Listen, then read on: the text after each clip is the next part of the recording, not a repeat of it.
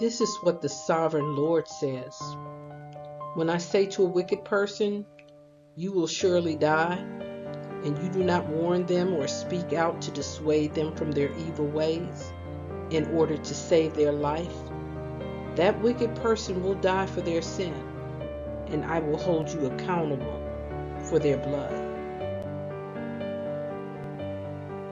In the TBN documentary To Hell and Back, one man shared his near-death encounter with the corridors of hell. He said he died and felt his spirit leave his body, but then he found himself being escorted down a hallway by several individuals he could not clearly see. At one point, he sensed he shouldn't continue to follow them, so he began to resist and tried to turn back. At that point, they began cursing and fighting him in an effort to force him to follow. What struck me as remarkable about this man's testimony was the man said he felt he had known his escorts in life. Surrounded by people eager to comfort him and win his favor, eager to tell him he was right even when he wasn't. King David wrote that the blessed man did not walk in the counsel of the wicked, and then later in Psalm 141 he shared this prayer: send a righteous man along to slap my face. It will be a kindness to me.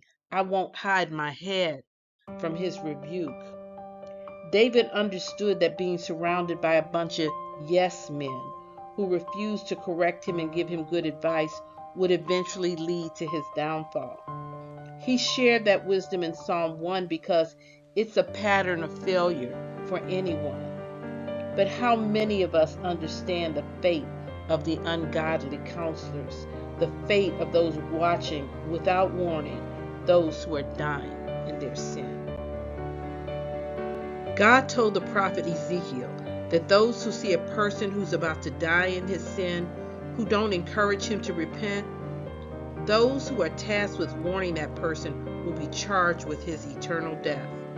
But if you tell them to repent, even if they refuse to listen, you won't be charged with their failure. It's a high bar, but one that Jesus exceeded.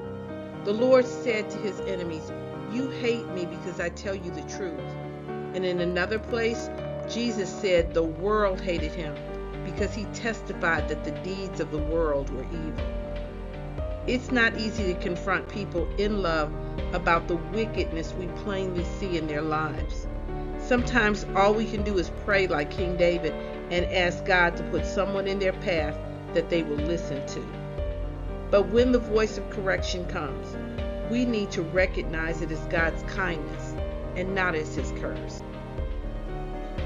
We also need to recognize that the comforting voices of the yes men and women encouraging others to take evil to their grave, those are the wicked ones escorting that person deeper down into the corridors of hell.